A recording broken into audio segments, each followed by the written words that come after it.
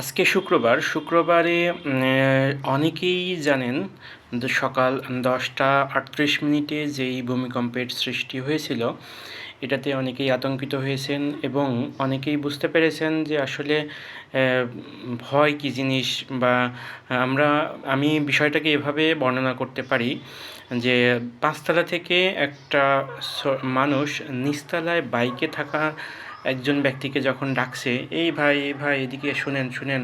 তো বাইকে থাকা মানুষটি উপর থেকে ডাক শুনতে পাচ্ছে না বা তার দিকে তাকাচ্ছে না। তো উপর থেকে ব্যক্তিটি মনে করলো যে দেখি একটু আলাদাভাবে ডাকি তো দেখি। তো সে তখন ছোট্ট একটি পাথরের টুকরা তার মাথার উপর ফেললো। অল্প একটু ছোট্ট একটা পাথরের টুকরা তার শরীরে গিয়ে লাগলো। লাগার ফলে সে দ্রুতই না ডাকতেই উপরের দিকে তাকালো, দেখি তো কে ফেললো উপরে এই পাথরের টুকরাটি। তো আমরা অনেক সময় সৃষ্টিকর্তাকে যখন দৈনিক 5 বার ডাকে, সেই ডাকে অনেক সময় সাড়া দেই না, কিন্তু যখন আঘাত করে তখন ঠিকই সাড়া দেই। বাস্তবতাটা এরকমই।